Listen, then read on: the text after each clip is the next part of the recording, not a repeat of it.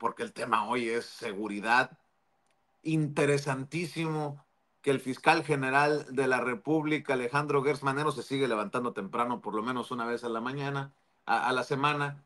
Hoy el fiscal general de la República, qué bueno que lo escuchamos decir, que se oponen a la liberación de personajes como el Contador. Con este poder judicial podrido, como le decía el presidente Andrés Manuel López Obrador, y en el año de Hidalgo, en el poder judicial, como lo ha denominado el maestro Paco Cruz, es importante escuchar al fiscal general de la República en la mañanera del pueblo y entendiendo que se reúnen para estas juntas de seguridad, ya también el fiscal, junto a el secretario de Seguridad, Omar García Harfuch, los secretarios de la Defensa, los secretarios de Marina, la secretaria de Gobernación, la presidenta. Vea y escuche lo que dice el fiscal general de la República.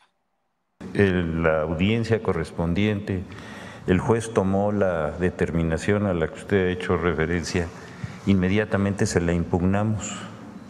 No solamente se la impugnamos en queja, sino ya se abrió una carpeta en contra de él por delitos en contra de la impartición de justicia.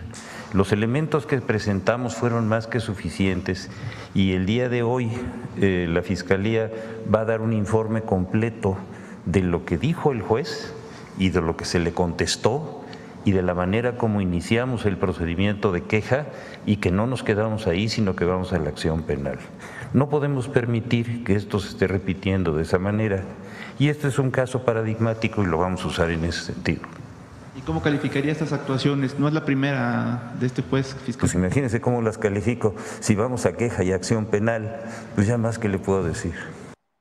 Van por acción penal contra el juez que liberó a El Contador, uno de los identificados como líderes del cártel del Golfo, por dejar en libertad a este personaje, dice Alejandro Gertz Manero, fiscal general de la República. Para hablar de este y otros temas, la estrategia de seguridad, lo que se dijo en la mañanera, él incluso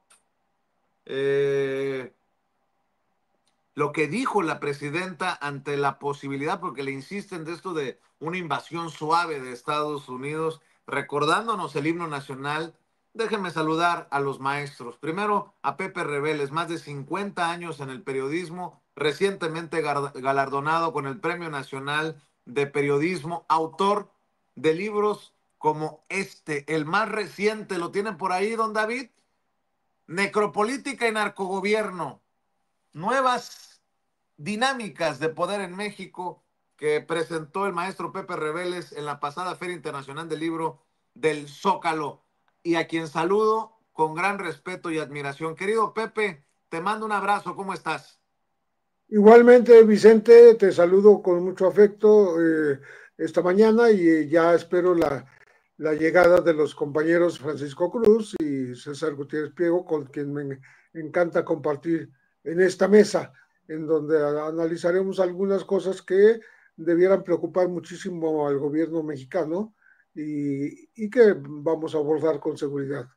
Déjame saludar precisamente, Pepe, si me permites, al maestro Paco Cruz, más de 47 años en el periodismo, autor de una larga lista de libros también, como Las Damas del Poder y García Luna, El Señor de la Muerte, también parte esencial de este esfuerzo informativo, independiente y alternativo, sin censura. Querido Paco, se está armando la mesa y vamos, estoy seguro por los temas que vamos a dejar la víbora chillando como siempre. ¿Cómo estás, mi querido Paco? Vicente, Pepe, ¿cómo estás? Sé que por ahí está ya el licenciado Gutiérrez Priego, sí hay muchísima información, pero mira esto que hablaba el fiscal general de la Nación, Alejandro Gertz Manero, la liberación del contador Gregorio, el contador es sobrino de Osiel Cárdenas Guillén, es gravísimo porque le están permitiendo a Osiel Cárdenas Guillén rearmar en su momento el cártel del Golfo, que es peligrosísimo. Allí, recuerda, nada más tomó forma en el gobierno de Ernesto Zedillo, los Zetas, así, pero bueno, oye, ya entraremos al tema.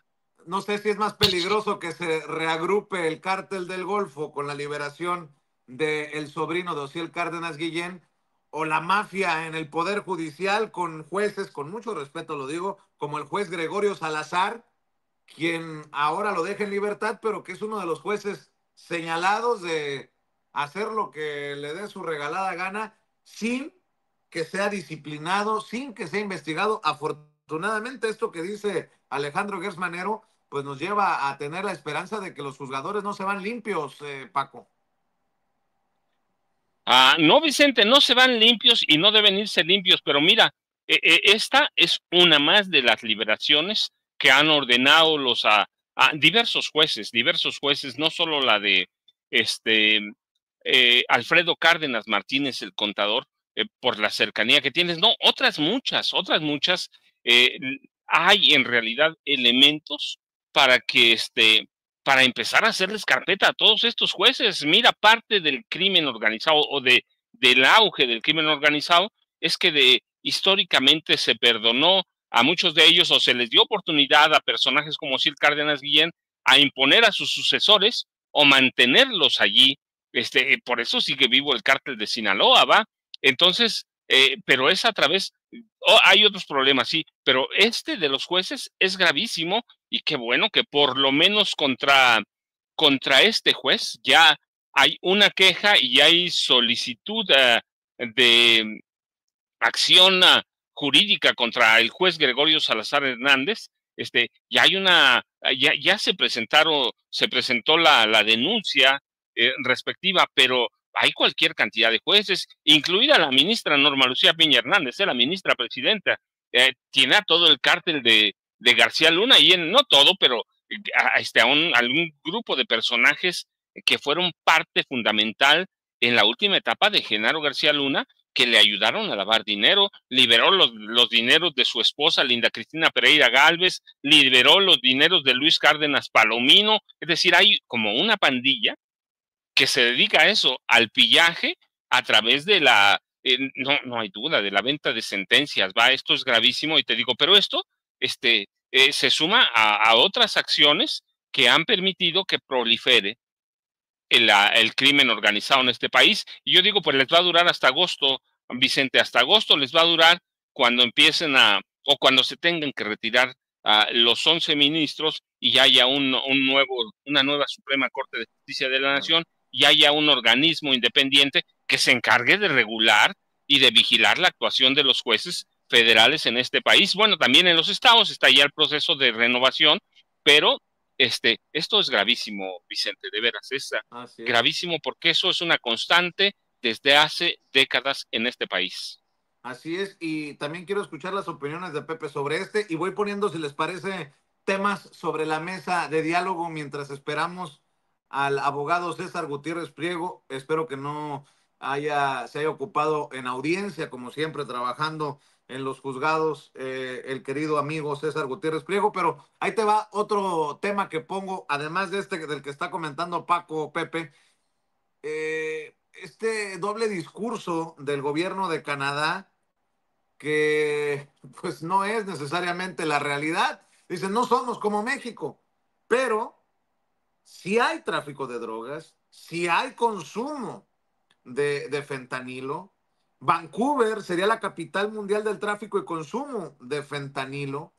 A ver, otra cosa importante. Omar García Harfuch, el secretario de Seguridad, dice en ese sentido que se ha ido conteniendo la violencia en Sinaloa. Aclara que, por ejemplo, no se trató de un coche bomba, sino un ataque con posiblemente un dron, una explosión ocurrida en un ejido allá en Sinaloa por la mañana. En fin, hay tantos temas hoy en relación a la seguridad. Mi querido Pepe Reveles, escucho tus comentarios, tus opiniones. Bueno, primero abundar un poco en lo que anunció el fiscal Gertz Manero, de que van a actuar contra jueces. Ya era hora, ¿no? Porque una cosa es criticarlos porque no hacen bien su trabajo, o más bien lo hacen específicamente mal porque defienden a lo indefendible, le dan libertades o le dan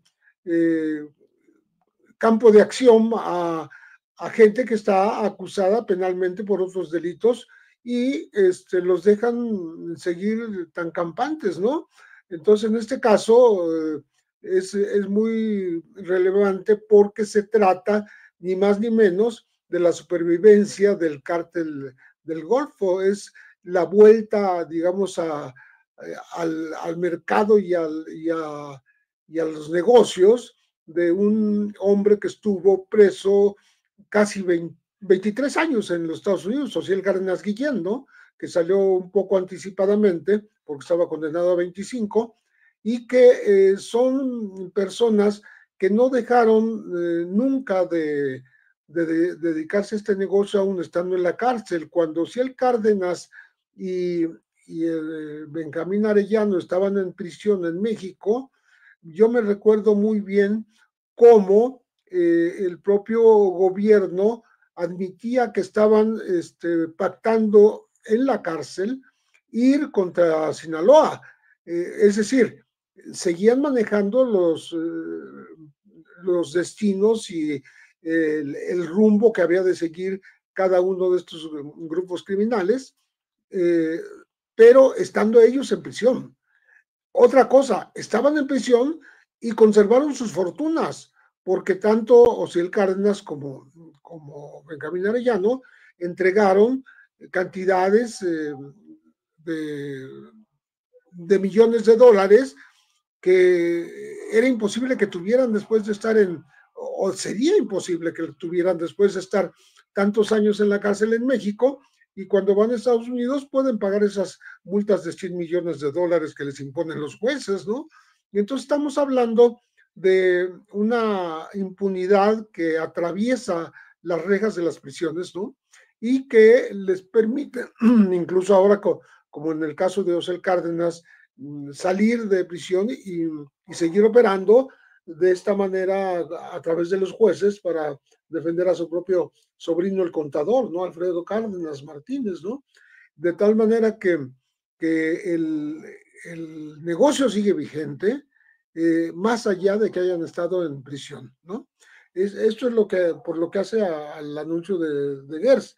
Y lo que tú dices que me parece muy interesante cómo lo aborda el licenciado César Gutiérrez Priego, cómo el gobierno de Canadá se porta de manera hipócrita diciendo que no son como México, pero simultáneamente tenemos que en este país, algunas de sus ciudades, Vancouver en específico, pues son realmente fuentes de circulación y de producción, de trasiego, perdón, de fentanilo. Se confirma lo que ya había dicho alguna vez China cuando Estados Unidos lo criticó por mandar los precursores para hacer el fentanilo en México, en Canadá y en propio Estados Unidos. Se confirma cómo Canadá es productor de fentanilo, pero en gran escala. No es casual que surta también de este ilícito, de esta droga ilícita que se hace en laboratorio y que mata pues, a más de 100,000 estadounidenses cada año, ¿no? Entonces, ya no es nada más echarle la culpa a México como productor, sino que también participa Canadá en este comercio internacional, ¿no? De tal manera que yo creo que va a tener que haber una reconsideración de cómo Estados Unidos está, digamos, criminalizando, culpabilizando a su vecino del sur y empiece también a culpar a su vecino del norte, que es Canadá, por justamente producir esta droga mortal para los Estados Unidos, ¿no? Para la clientela estadounidense, ¿no? Que es la consumidora. Y también los canadienses son consumidores de fentanilo, mucho más que en México. Entonces, esto abre una nueva perspectiva, modifica un poco las amenazas de Trump, quién sabe si él vaya a querer enmendar, porque él culpa tanto a México como a Estados Unidos de la introducción de drogas al territorio estadounidense y también a la llegada de indocumentados. Entonces, creo que sí es una información nueva, me parece muy importante, muy relevante, y cómo la aborda esta columna del licenciado César Gutiérrez Priego, para que entendamos exactamente, porque no se trata de negocios locales que se circunscriben a las fronteras, al contrario, transponen las fronteras porque son un negocio global que deja muchos millones de dólares, y por eso es por lo que se produce tanto en Canadá como en Estados Unidos y como en México. En México se ha sabido cómo se instalaron muchos laboratorios, sobre todo de eso se culpaba a Ovidio Guzmán Salazar, que está preso en los Estados Unidos, de haber fundado no menos de 14 laboratorios para la producción de fentanilo. Pero bueno, Canadá también, que no se haga que la Virgen le habla, ¿no? Entonces yo creo que es realmente importante saberlo, analizarlo y modificar el modo de ver las cosas de este negocio global por necesidad y por excelencia. Así es, Pepe. Por cierto, va llegando el abogado César Gutiérrez Priego, gran amigo, ya lo sabe, incluso hay que decirlo ya, aspirante a ministro de la Suprema Corte de Justicia de la Nación en el proceso que nos llevará a elegir por primera vez en la historia y como único país en el mundo a nuestros juezas y jueces, a nuestros magistrados y magistradas y a nuestros ministros y ministras el próximo 1 de junio. Querido César, te saludo con mucho gusto, poniéndote al tanto. Hablábamos del anuncio del fiscal general de la República buscando ya castigo para los jueces que suelten a presuntos delincuentes. Estábamos hablando de esta hipocresía de Canadá y de Estados Unidos, que solamente quieren ver hacia el sur lo malo. La estrategia de seguridad que avanza de acuerdo a Omar García Harfuch. Importante también ver a las autoridades. Ayer en el restaurante El Cardenal en San Ángel estuve por ahí para que lo sepa la audiencia de Sin Censura, comiendo con unos amigos. Se acercaba una familia de Sinaloa con gran preocupación, y creo que para esa gente preocupada es importante ver y escuchar a las autoridades en la mañanera del pueblo. Escucho tus comentarios, tus opiniones. Muy buenos días, querido César. Vicente, como siempre, un placer. Saludo a Paco y a Pepe, que siempre es un privilegio poder compartir con ellos espacio. Y la verdad es que sí, me parece el tema de la introducción de fentanilo por Canadá hacia los Estados Unidos no solo es un tema importante y relevante, sino que además, nada más por simple lógica, analicemos cuáles son los estados de los Estados Unidos que mayor problemática tienen en cuanto al consumo del fentanilo. Y si lo analizamos fríamente, pues la gran mayoría de ellos son mucho más cercanos a Canadá que a México. Me parecería ilógico que la introducción se diera por parte de nuestro país para ser trasladada hacia esos estados fronterizos con Canadá, cuando nosotros entendemos y sabemos, nada más es por simple lógica, que la frontera que tienen Canadá y Estados Unidos es mucho más grande que la que tiene México con los Estados Unidos. Segunda, el hecho de que escuchemos a la embajadora de Canadá señalar de que supuestamente es mínimo, ¿no?, la incautación de fentanilo que hay de Canadá hacia los Estados Unidos, lo que nos muestra no es que no existe el tráfico, sino que más bien no es combatido como debería de ser, cuando nosotros tenemos una ciudad como Vancouver, ¿no?, que es la capital del fentanilo a nivel mundial, que recordemos que en Canadá está permitido el uso recreativo de drogas duras y que apenas hace poco tiempo fue cuando se tomó la decisión de que no se podía consumir en lugares públicos, ¿no?, como parques, como bibliotecas, etcétera, derivado de también el problema grave de salud que ellos están enfrentando por todas estas muertes por sobredosis de drogas. Cuando nosotros ponemos de frente los datos y que se pueden confrontar, pues lo que nos demuestra es que si no se ha encontrado una solución, cuando México sí ha estado haciendo el trabajo que se tiene que llevar a cabo, que esta estrategia de los 100 días misma que yo desde un momento señalé que me parecía muy ambiciosa, pero que se está cumpliendo, que estamos viendo los resultados, que me parece que hicieron énfasis en una palabra que es muy importante: coordinación, inteligencia, ¿no? Colaborar entre dependencias. Me parece que ha sido muy importante. Escuchamos a la misma presidenta de la República hacer el señalamiento, la doctora Claudia Sheinbaum, que agradecía sobremanera tanto al secretario de la Defensa Nacional como al secretario de Marina, al secretario de Seguridad y Protección Ciudadana y al fiscal, ¿no? Hizo incluso énfasis que de forma especial al fiscal, todavía que conocemos que la fiscalía es independiente, el trabajo coordinado que se está llevando a cabo. ¿Por qué? Porque te demuestra, que efectivamente el trabajo coordinado te demuestra que lo que nosotros no teníamos conocimiento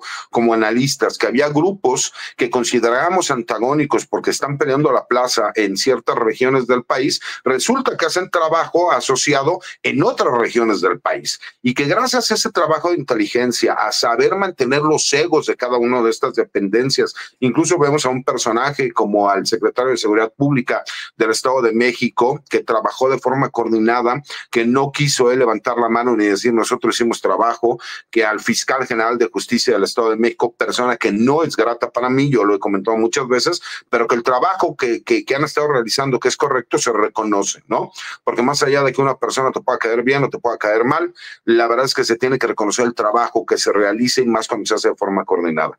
Y me pareció también muy importante el señalamiento que hizo el fiscal general de la República, que no puede ser posible que sigan existiendo juzgadores que de forma reiterada y sin tener una lógica jurídica respecto a las resoluciones que ellos están dando, terminen siempre beneficiando a ciertos personajes del crimen organizado y que además ahorita sí podemos hablar de una tendencia a favor de un grupo criminal en específico, ¿no? Y eso significa pues, que siguen teniendo un poder económico demasiado importante como para poder influir en ese tipo de decisiones. Pero además, para quienes critican, porque obviamente ya hubo muchos que salieron a criticar, pues yo les preguntaría, yo no sé de qué se preocupan, si la investigación que va a realizar la Fiscalía General de la República va a ser profesional, va a ser seria, y que además, para que se pudiese llevar a cabo una orden de aprehensión y ejercer acción penal en contra de un juzgador, pues tendría que ser otro juzgador quien analizara los datos de prueba que se están solicitando para una orden de aprehensión. Entonces, el mismo Poder Judicial sería quien revisaría si el trabajo de investigación de la Fiscalía General de la República es conforme a derecho, si hay pruebas suficientes como para poderla solicitar y existen los datos de prueba como para demostrar que efectivamente una persona no está emitiendo resoluciones de acuerdo a su real saber entender conforme a derecho, sino porque hay un beneficio oculto, ¿no? En lo cual nos pudiese demostrar que existe realmente contubernio con algún personaje ligado a los grupos criminales. Me parece que ese punto es muy importante y agradecerles, ¿no? Que aunque llegamos un poco tarde por una cuestión de trabajo, el siempre poder convivir contigo, Vicente, que independientemente de que tenemos una amistad personal, el debate muchas veces se da y se da de forma abierta, que puedo decir lo que yo quiero, como yo quiera, en el momento que yo quiera, se agradece. Y el que Paco y Pepe, que saben el cariño y el respeto que les tengo, poder siempre ver los diferentes puntos de vista. Y hay otro punto que me gustaría tratar y que me parece que Pepe y Paco nos van a dar la entrada a eso, es una noticia que publica el Universal sobre militares colombianos que han estado siendo traídos a México por parte de un grupo criminal con la intención de hacerle frente no solo a otros grupos criminales, sino también al gobierno federal, derivado de todo este trabajo que ha estado dando resultados respecto a las detenciones que hemos estado viendo, lo cual pues también nos demuestra que los grupos criminales se están preparando para lo que viene. Y ellos están tratando de hacerlo, ¿no? A ver, perdóname, a ver si entendí. ¿Es algo así como un grupo paramilitar? O sea, militares colombianos que se traen a México para actuar. A ver, explícanos, por favor, porque esto sí está muy cabrón. Mira, Yo sabía de colombianos, delincuentes, criminales que ya estaban actuando en células del crimen en nuestro país, pero esto está cabroncísimo. Sí, y la verdad es que quien tendría que darnos la entrada es el maestro José Reveles, porque él es quien en el chat que tenemos nos manda la información que publica hoy el diario El Universal, y me parece que es bastante relevante porque es un tema importante, y me parece que ya tiene conocimiento también la autoridad, se está previniendo en cuanto a este tipo de situaciones. En pocas palabras, lo que yo entiendo es que están tratando de crear un Zetas, ¿no? 2.0, pero ahora con militares colombianos, ¿no? Pero me gustaría que el maestro José Reveles y Paco Cruz hablaran un poco más de ese tema, pero creo que es muy importante y relevante el tema. A ver, la propuesta me parece, bueno, muy buena, pero aterradora a la misma vez de el querido César. ¿Quién le entra, Paco? Sí, a ver, a Vicente te digo, le entro para que sigamos el orden. Mira, van a ser 3 puntos. Primero, nada más para completar cuando hablamos de la venta de sentencias. Por ejemplo, hoy en Toluca, un magistrado del Fuero Común, que atiende delitos del Fuero Común, es decir, locales, Rubén Arturo Sánchez, liberó a un tipo condenado a cadena perpetua por el feminicidio de una niña que se identificó en Toluca en su momento como Fátima y que fue un escándalo. Ya estaba condenado, hay pruebas de que él y sus hermanos y otros familiares participaron en el feminicidio de esta niña de 12 años, estaba condenado y un magistrado en Toluca, Rubén Arturo Sánchez, le dio un amparo, le concedió un amparo, pero en ese feminicidio, yo lo recuerdo bien de Fátima, había todas las pruebas del mundo, hasta la mamá participó, fíjate, y hoy se da a conocer la liberación de este tipo, o el amparo que le otorga a este magistrado. Ese es uno. Luego, mira, otro en Canadá, y vamos a cerrar con lo que dice el licenciado Gutiérrez Priego, que es bien interesante.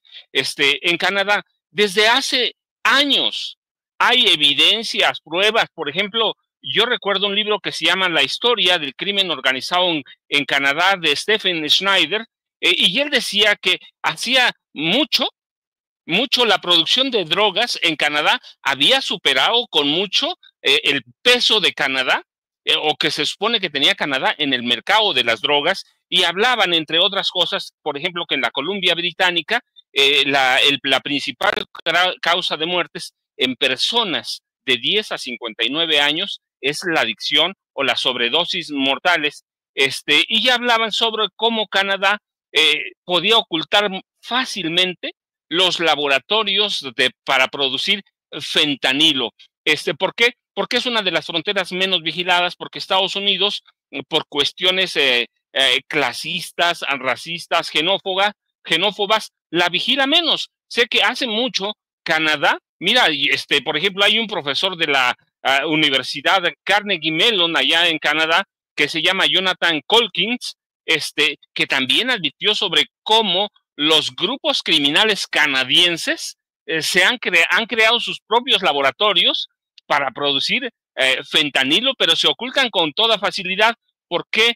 Porque Estados Unidos no se fija en su frontera norte y porque el mercado interno de Canadá también es muy grande, así que pues todo el peso se carga sobre México por todas las cuestiones, pero incluyen mucho el clasismo, el racismo, y la forma que Canadá quiere enfocar el problema. No, mira, los capos están allá tienen las organizaciones del crimen organizado, pero Canadá hace por lo menos 3 lustros, 15 años, que tiene un mercado sólido para producir y fabricar fentanilo. Y eso, bueno, los canadienses tienen libros sobre eso. Así que eso es un mito de que México sea el único paso o el paso más importante, en este caso fentanilo, hacia Estados Unidos. Lo que pasa es que Estados Unidos no cubre su frontera norte ni la vigila como la frontera sur, pero Canadá es un fabricante mayor de fentanilo. Bueno, el laboratorio que acaban de descubrir hace unos días, ¿no? Eso te dice la magnitud del problema y cómo lo enfocan personajes como Stephen Schneider, que es escritor, autor, o académicos como John P. Colkins, que se han enfocado a estudiar el problema del mercado de drogas en Canadá. Y dicen, pero si aquí tenemos nuestro propio nuestra propia producción de fentanilo. Así que eso de que México, pues ese es otro problema. Es un problema de clasismo, de racismo y de cómo los canadienses quieren empujar para que nos vean solo como grandes productores de fentanilo, cuando ellos también son grandes productores, pero Estados Unidos no tiene idea de cuánto fentanilo pasa por su frontera norte. ¿Por qué? Porque es una frontera menos vigilada por cuestiones históricas de clase y de raza. Así que bueno, ese es el segundo. El otro problema que plantea, mira, ya lo hemos hablado en algunas ocasiones, mercenarios de Colombia hay hace mucho tiempo. Los soldados colombianos que están bien capacitados, bien entrenados, son contratados por cárteles mexicanos para venir a operar aquí. Son mercenarios, va, abiertamente. Pero no es una historia nueva. No es una historia nueva. Cuando Zedillo dio el visto bueno para que Osiel Cárdenas Guillén, mira, todo se va encadenando para que Osiel Cárdenas Guillén le diera forma al cártel de los Zetas y le quitaran la atención a lo que era el cártel de Colima, que era el que manejaba toda la producción y exportación de drogas sintéticas que conocemos como metanfetaminas y que finalmente llevan al fentanilo. Le da oportunidad para que el cártel del Golfo conozca toda la forma de operar del Comando Zulu, que son los Zetas, soldados, y esos comandos Zulu se habían capacitado con caiviles de Guatemala, soldados caiviles que son los soldados más reconocidos de América Latina en cuestión de lucha contra el terrorismo. Incluso fueron en su momento cascos azules y ellos, ellos habían formado el Comando Zulu y después ellos conocían el Comando Zulu, que pasan a ser los Zetas ya en el cártel del Golfo, importan a comandos caiviles, que son los que los capacitan. Así que hoy no es, sí es muy fuerte y debe ser una novedad, pero ya hay una historia larga a partir del zedillismo de la contratación de soldados extranjeros como mercenarios en México. ¿Para qué? Para matar en México. Hay en Estados Unidos suficiente literatura que advierte también cómo grupos de Estados Unidos han preparado a mercenarios para servir en México, han preparado a soldados mexicanos que luego sirven a los cárteles de la droga. Hay cualquier cantidad de literatura en Estados Unidos sobre eso. El Comando Delta, por ejemplo, en Estados Unidos prepara soldados mexicanos para matar y luego incorporarse a los cárteles de la droga. Así que es una historia que es gravísima, complicada, pero es una historia que tiene sus raíces en el zedillismo, porque conocen, el Comando Zulu conoce la forma de operar de los caiviles, se prepara con los caiviles y luego importa caiviles a México para operar al lado del cártel del Golfo. Así que ahora el cártel de Jalisco Nueva Generación, que es el que contrata soldados colombianos, pues nada más sigue la escuela de los Zetas, la escuela del zedillismo, que hay soldados en América Latina como los colombianos que son eficaces y preparados para combatir o para aniquilar al enemigo. Es en este caso aniquilar. Y esa es la historia. Así que sí es peligrosísimo, sí. ¿Es otro peligro? Sí. Y yo por eso te decía al principio, es complicadísimo la liberación del sobrino de Osiel Cárdenas Guillén, porque ellos tienen esa escuela, contratar soldados extranjeros, en especial aquellos que formaron los caiviles, que ahora ya no existen como tales, pero ahí están los caiviles, todavía están vivos, están actuantes, y ahora tienes mercenarios que son caiviles, mercenarios que son colombianos, pero también en algunas ocasiones los cárteles han contratado soldados peruanos, soldados de otros países para contratarlos como mercenarios. ¿Cuál es la tarea de un mercenario? Matar, aniquilar.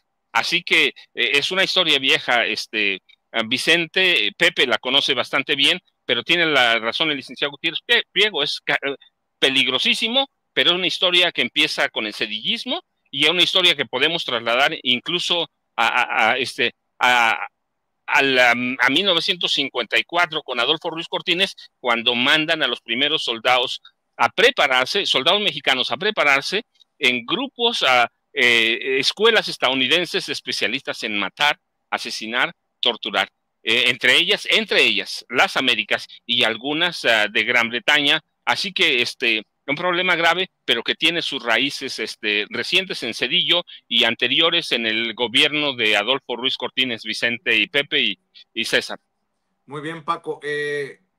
Sobre este tema le agregamos que han de estar muy contentos, nótese mi sarcasmo. Obviamente están enojadísimos en el Poder Judicial porque ya les ordenó la Corte devolver los fondos de los 13 fideicomisos, aquellos famosos fideicomisos. El gobierno podrá disponer de más de 17,236 millones de pesos.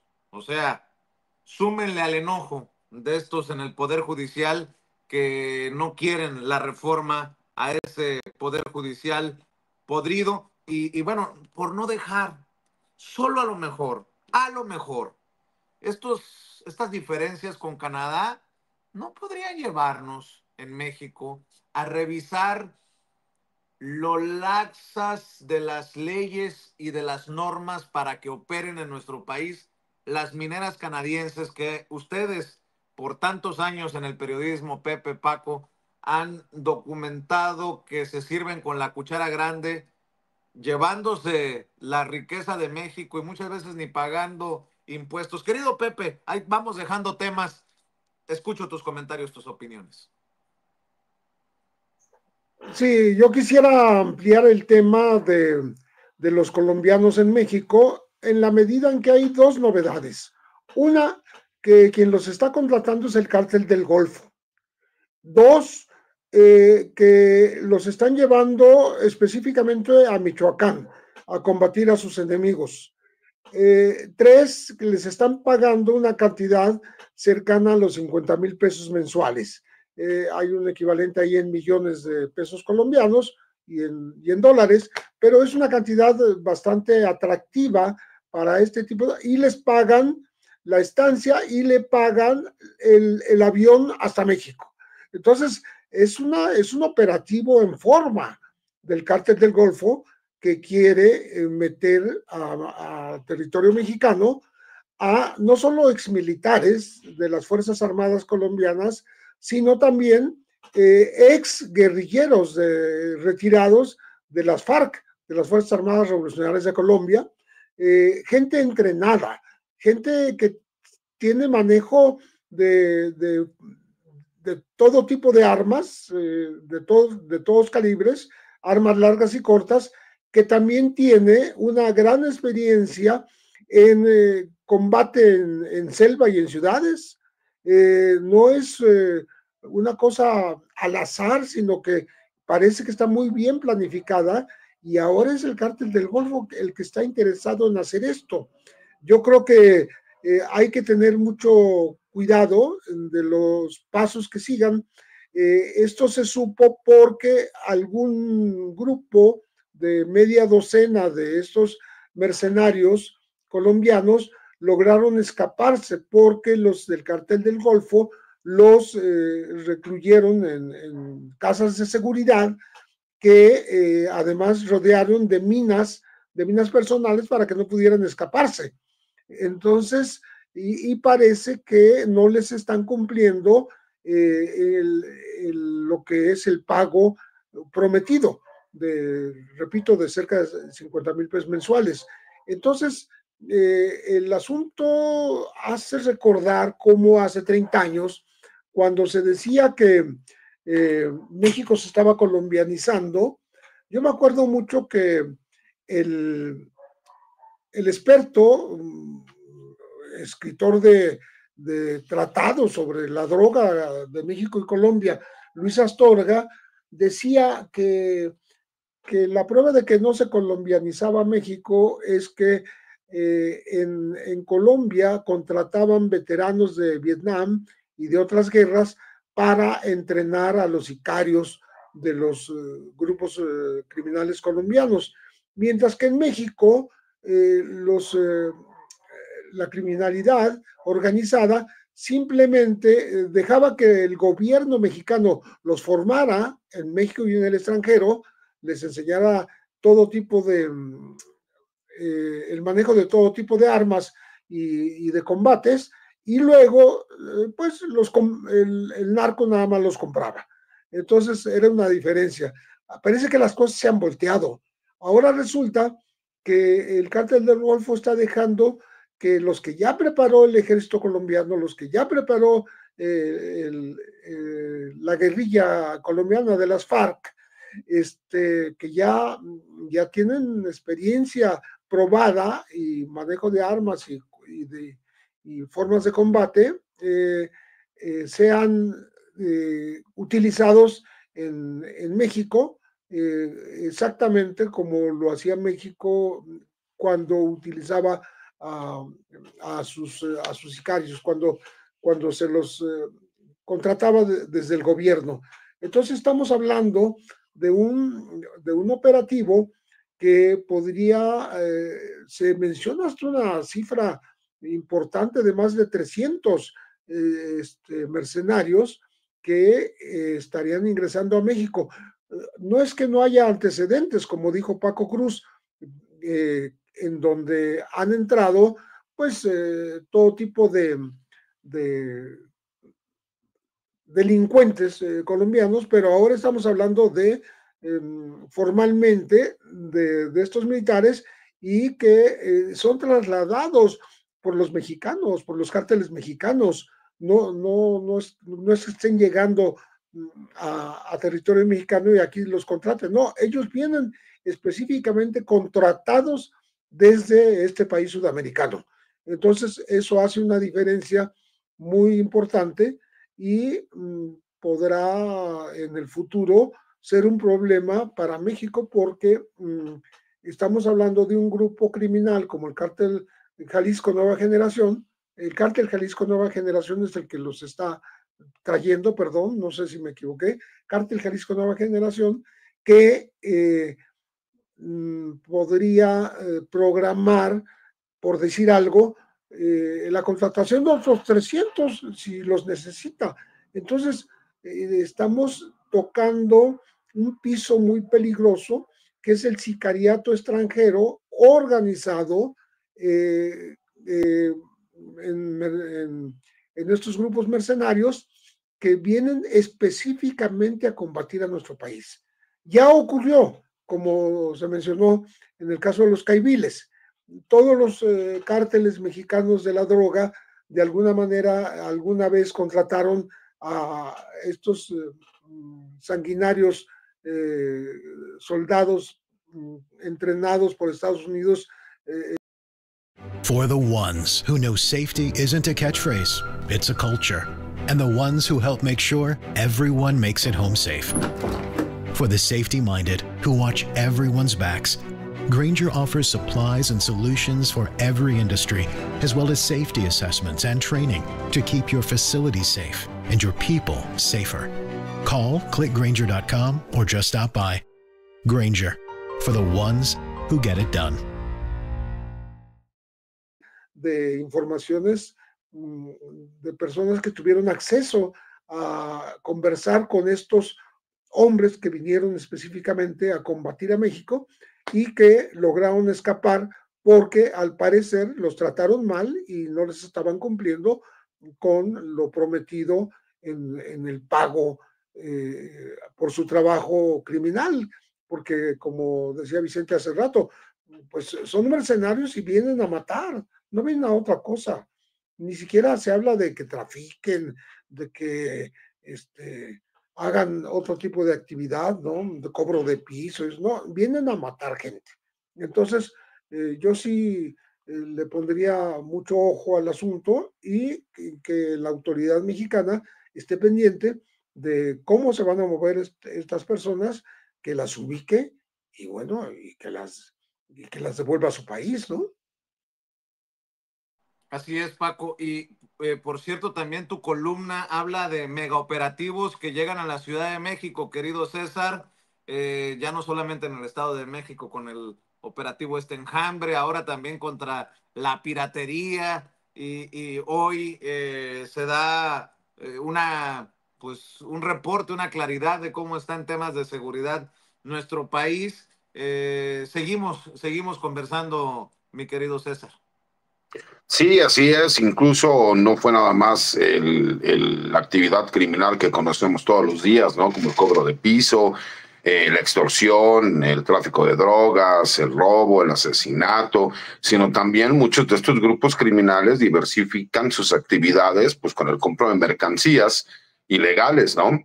Y como el hecho de ir en contra de estos personajes que terminan vendiéndolas incluso de forma pública, lo que vimos en el operativo en donde se van a esta Plaza China, como se reconoce allá en Izazaga 89, me parece que es la dirección, y que todos lo ubicamos perfectamente, pues también tiene que ver con pues robo que se le da, ¿no? A las diferentes marcas, como de forma pública están vendiendo, ¿no? Artículos que no cumplen con los requisitos y el pago de impuestos que se tienen que realizar, y que tiene que ver también con esta estrategia integral, que no es nada más el hecho de ir en contra de los grupos criminales en cuanto a la actividad criminal, sino también en contra de todas aquellas actividades que les siguen generando ganancias a los criminales, ¿no? Lo comentaron bien los compañeros en participaciones anteriores, en donde mencionaban que cómo es posible que veamos a un personaje como Ciel Cárdenas Guillén, ¿no? El famoso Matamigos, y que fue quien inicia, ¿no? Con lo que fue los Zetas, que como bien lo comentó Paco, ¿no? Se les decía el Comando Zulu, porque como ellos venían de la extinta Procuraduría General de la República y las claves que utilizaban eran Zulu, entonces pues, era Zulu 1, Zulu 2, Zulu 3, etcétera, y al último, pues para que fuera más corto, empezaron a manejarse como Z1, Z2, Z3, y así fue como lo fueron manejando, ¿no? Entonces, cuando nosotros vemos que se puede diversificar y que se tiene que ir contra todas las actividades criminales, me parece que tendremos noticias más adelante, incluso de que la Unidad de Inteligencia Financiera, coordinada con la Fiscalía General de la República, pues irá también en contra de muchas empresas, ¿no? Que son fachada para el lavado y el blanqueamiento de capitales por parte de los grupos criminales. Y esto lo que nos demuestra es que esta coordinación que se está realizando y estos primeros 100 días es única y exclusivamente la muestra de lo que está por venir en todo el sexenio, y que se sigue trabajando de esta forma, pues por supuesto habrá respuestas por parte de los grupos criminales. Ya lo mencionó Paco, ya lo mencionó Pepe, cómo los grupos criminales empiezan a prepararse también, porque saben que van a llegar a un terreno en donde no nada más va a ser en las ciudades, y entonces sí ellos están preparándose para las reacciones que tendrá el gobierno respecto a los operativos que se van a llevar a cabo. Entonces, muy posiblemente veremos operaciones parecidas a la operación Enjambre en el Estado de México, que van a ser replicadas en diferentes estados de la República, y que por supuesto empezará a pasar este famoso fenómeno cucaracha, en donde tendrán que salir muy posiblemente de los estados de la República donde ellos estén teniendo el control territorial, para irse a otros estados, y el gobierno tiene que estar preparado para prevenir esta situación. Recordemos que la seguridad pública es prevención del delito, no persecución. En México, lamentablemente, en las últimas décadas nos hemos dedicado más a la persecución del delito y no a la prevención, porque por esa falta de capacidad de la autoridad investigadora no se podía dar seguimiento a muchos de los delitos que se cometían. Ahorita que ya se tiene la capacidad, que sí se puede dar un seguimiento, y que también hemos visto participación de la autoridad judicial, ¿no? Porque pues se les llevan los datos de investigación que existen en carpetas de investigación, en donde ellos terminan concediendo órdenes de aprehensión, por lo que hace es que se respete el debido proceso y los derechos humanos. Y esa es la parte más importante, lo que tanto nos dijeron, ¿no? Que gracias a la coordinación se necesitaba información que pudiera ser sustentada en una carpeta de investigación para que nosotros pudiéramos obtener sentencias condenatorias en contra de los grupos criminales. Y el mensaje que se ha mandado, ¿no? En donde no importa que haya políticos que incluso pertenezcan a Morena, jefes policíacos de municipios que tengan que ver con Morena, el que ellos, si tienen una relación con grupos criminales, van a pagar las consecuencias, serán investigados, serán detenidos, serán imputados, ¿no? ¿Qué es lo que queremos? Pues que existan sentencias condenatorias, porque el grave problema que existe en México es la impunidad, y por la impunidad es que sigue existiendo toda esta serie de problemáticas de inseguridad que vemos, con violencia, porque al quedar impunes los criminales, pues obviamente cualquier persona dice, pues no importa lo que hagas, de todas maneras no vas a ser castigado. Cuando se dan cuenta que existe castigo en contra de estos presuntos delincuentes, obviamente se lo pensarán dos veces. Y eso creo que es un mensaje muy importante, sumado al hecho de que se está viendo el trabajo que se está realizando, los números que vimos hoy en cuanto a personas detenidas, armas de fuego, drogas incautadas. Me parece que no solo es porque sea importante el hecho de darlo a conocer, sino porque nos muestran cómo, gracias a la coordinación del trabajo que se está realizando, sí se puede ir en contra de todas estas mafias criminales, que incluso no solo son nacionales y regionales, sino también con capacidades internacionales, lo cual nos demuestra que va a haber una reacción por parte de los grupos criminales y que el gobierno tiene que estar preparado, ¿no? Y eso es lo que me parece más importante dentro del análisis, mi querido Vicente, mi querido Paco y mi querido Pepe. Así es. Oye, por cierto, qué cosa con tus damas, perdón por ponerlo así, Paco, con tus damas del poder. Tú les has escrito un libro a las damas del poder y por un lado tenemos, miren, en la portada aparecen dos de las mujeres a las que me voy a referir. Margarita Zavala, que hace el ridículo criticando sin datos ahí en la cueva de Carlos Alarraqui. ¿Qué fue lo que pasó? A ver, don David, ¿qué dijo Margarita Zavala, la ex primera dama, esposa de Calderón, que dejó los datos en el carro? A ver, ¿es en serio esto? A ver. Y bueno, ahorita dejé en el carro el contraste de un presupuesto que venía en el 15, cómo se fue bajando y ahorita es una vergüenza, porque no es cierto que primero los pobres. El 41% de sus... No es cierto, no es cierto que primero los pobres, créanme, pero dejé la carpeta con mis datos en el carro. Te invitan a un lugar a analizar y dejas los datos en el carro. Bueno, y por otro lado, ponme otra vez la portada del libro de Paco, mi querido David, hazme ese gran favor. La que aparece al centro, la gaviota señalada de servirse con la cuchara grande en el gobierno de su esposo Enrique Peña Nieto, señalada de presuntamente haber firmado un contrato para casarse y luego divorciarse. Ni lo cubrieron poquito, casi se va Peña Nieto y el divorcio firmado, pues regresa por la puerta grande a las novelas, no sé si de Televisa o de quién, pero bueno, mi querido Paco, las damas del poder más vigentes que nunca, ¿eh? Digo, como nota, pues a eso me refiero.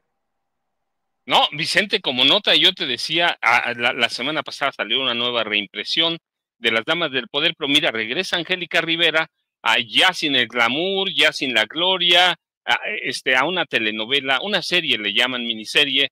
Hay secretos que solo una mirada puede revelar. Con esa misma mirada, regresa a ViX, a la cadena ViX, que es un streaming, regresa la gaviota.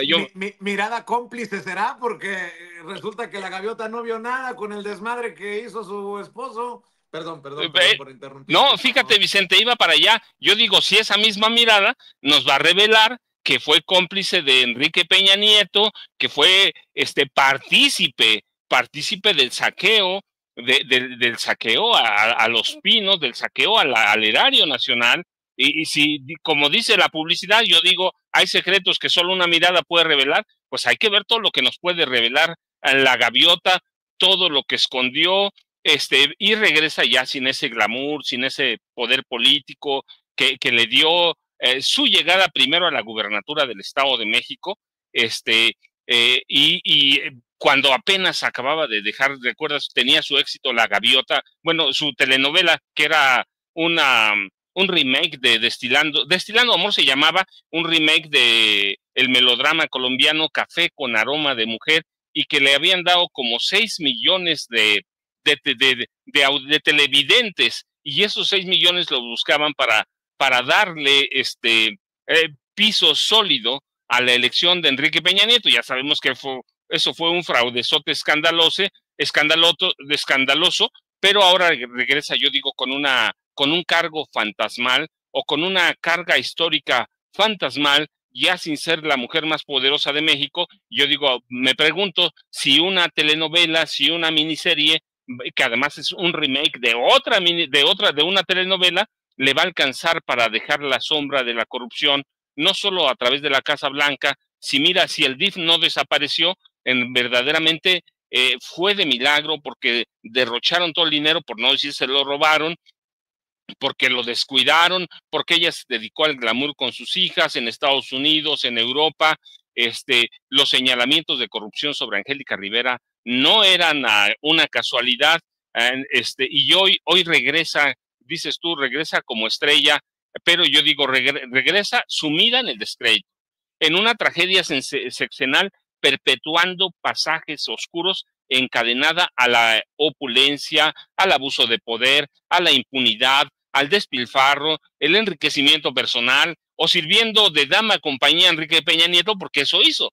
Sirvió de dama compañía como un florero muy caro, Vicente, que le costó a este país. Ese es el regreso de Angélica Rivera a las telenovelas. Y mira, porque la gente lo va a saber, ya lo empezó a manejar. El productor de esa serie es de pronto se me olvidó, ¿Quién? Déjame decirte, nuestro cuate, Epigmenio. Epigmenio Ibarra. Mira, sabía que te ibas a acordar. Epigmenio Ibarra es el productor, ¿sí? Sí, claro, sí, lo anunciaron ya en la semana. Así que mira, ya regresa esta mujer. Y de lo de Margarita, mira, pues, ¿qué podemos decir? Siempre hemos dicho lo mismo: si no tiene un apuntador, si no tiene un teleprompter ahí, no sabe nada, todo se le olvida, no puede ligar una idea, no puede decir nada. Y fue lo que fue a hacer allí a su programa. No fue a decir nada, porque nunca ha dicho nada, porque nunca ha sabido nada, porque siempre ha aleteado bajo la sombra del olvido y bajo la sombra política de protegerse y proteger a Felipe Calderón Hinojosa, Vicente, César y Pepe. Bueno, ya estamos en la última ronda, mi querido Pepe. Hoy critican a la presidenta por decir un soldado en cada hijo te dio, en referencia al himno nacional, cuando dice no va a haber intervención suave, como lo señaló la revista Rolling Stone, que presuntamente se estaría hablando de qué nivel de invasión va a intentar Donald Trump hacia México. Y bueno, pues la presidenta haciendo referencia al maciosario, un extraño enemigo, habla de esto y la están criticando políticamente, aunque creo que el mensaje es profundo. Mi querido Pepe, ¿con qué cierras tú? Yo digo que hay que tomar a Donald Trump como es, un personaje que amenaza con el poderío que le da ser el mandamás en la potencia en los Estados Unidos, y que no necesariamente va a cumplir esas amenazas, porque algunas son totalmente absurdas y son incumplibles.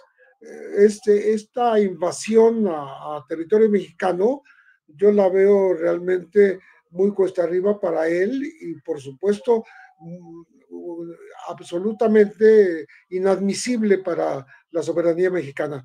Entonces hay que tomarlo como es. Hay que ver que es un presidente bravucón, que le encanta pendenciero, que le encanta pelear, le encanta amenazar, le encanta sojuzgar, si puede, al vecino, pero con otros métodos. No creo que lo haga específicamente como en 1847. O sea, va a ser un tema eterno durante su mandato, porque es imposible pensar que Trump vaya a cambiar.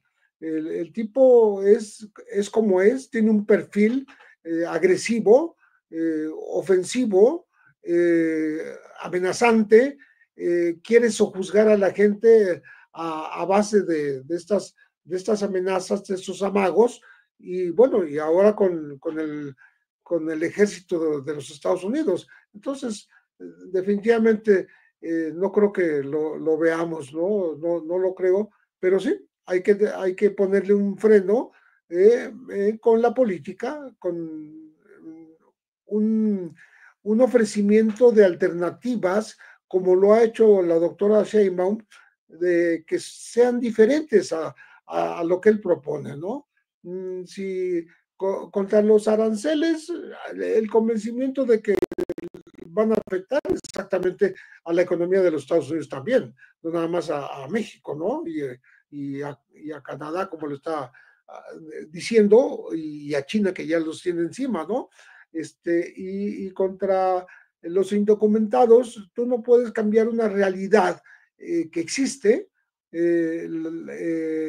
el tránsito de personas por todo el mundo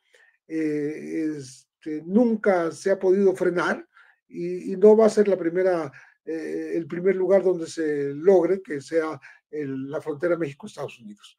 Entonces, tomémoslo como es y bueno, a soportarlo durante todos estos años que siguen. A soportarlo, bien lo has dicho, mi querido Pepe Rebeles. Oye, César, pues te toca cerrar a ti la mesa con tus comentarios. Eh, ¿Algún comentario sobre este reconocimiento que va a recibir el general Vallejo a Francia por el AIFA?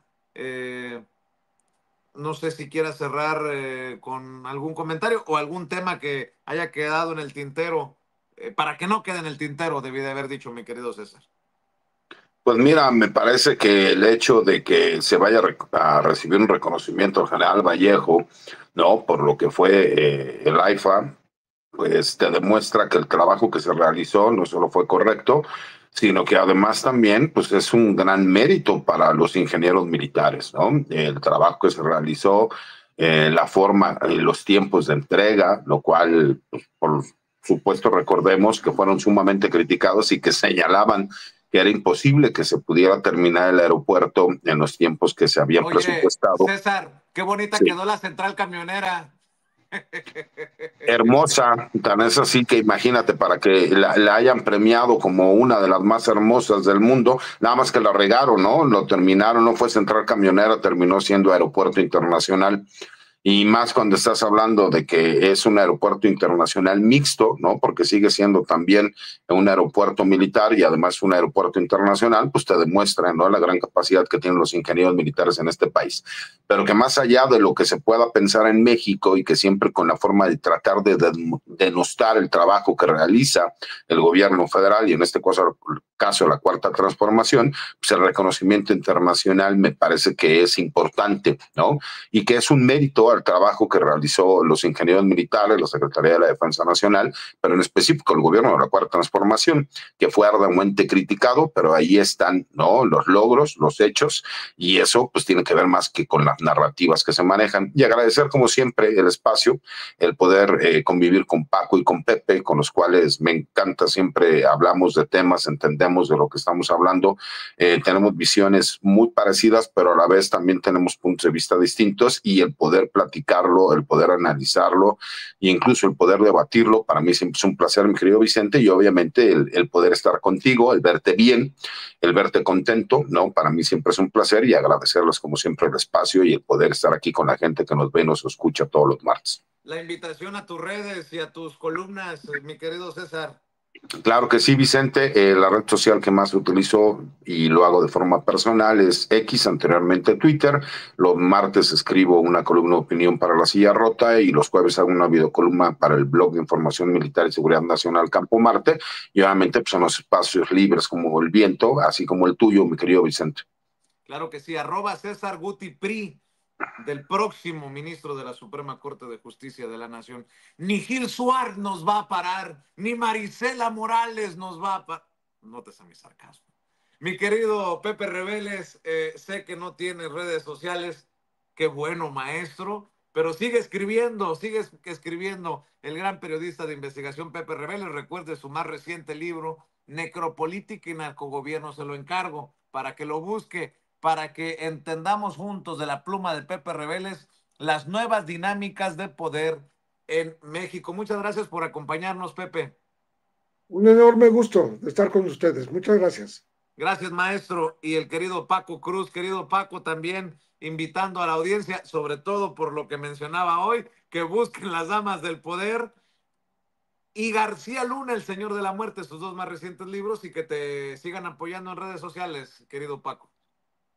Vicente, pues yo te dejo un abrazote a Pepe, a César, a los tres, ya saben, la estima es recíproca y de veras yo espero ya pronto saber cómo va a organizar el licenciado Gutiérrez Priego su campaña, que yo entiendo que no es una campaña política, pero sí tiene que hacer cierta campaña de acercamiento con la población, de darnos, cómo nos van a dar a conocer esa forma que tienen de ver las leyes o cómo se deben aplicar y cómo van a hacer que nosotros entendamos algo del trabajo que deben hacer los impartidores de justicia. Yo no tengo una duda que el licenciado va a estar allí y la verdad que me va a dar mucho gusto como si fuera propio. Yo ya sabes, les dejo un abrazote, Vicente, @ Paco Cruz Jiménez en X, antes Twitter, Francisco Cruz Jiménez en Facebook. Y mira, antes de cerrar, el 22 de diciembre cierro el año en la feria del libro, en la Alameda Central de Ciudad de México, para cerrar el año como empezamos, con mucho trabajo, Vicente. Todavía no tengo bien el horario, pero sé que va a ser el 22 de diciembre, una fil de la brigada para leer en libertad. Así que muchas gracias a los tres. Nos vemos mañana, como siempre, Vicente, muchas gracias. Gracias, Paco, todo el éxito. Y mi querido César, si andas pidiendo milagros por el Cruz Azul, ahí te encargo uno para mí. Te mando un abrazo, César. No te preocupes, Vicente. Mira, yo sé que a lo mejor no es el mejor momento, pero gasté uno de mis milagros en la remontada y esperemos, ¿no? Viene un partido fuerte, yo creo que vamos a pasar una comida o algo. El América va a pasar por arriba de la máquina. ¿Para qué le tengo fe en que el Cruz Azul va a ser el bueno, ¿no? Tengo fe. Pero como soy un hombre de fe, pero también realista, me voy a esperar al jueves para ver cómo nos va. Pero sí, yo sigo pensando que el Cruz Azul va a ser campeón y el presidente López Obrador prometió que en su sexenio el Cruz Azul sería campeón, ya lo fue, y creo que ahora vamos a tener la posibilidad de ser campeones nuevamente, pero esperemos a ver cómo nos va el jueves. Creo que el jueves nos daremos cuenta si hay posibilidades o no. Venga, un abrazo. Gracias, maestros. Que pasen excelente día. Oiga,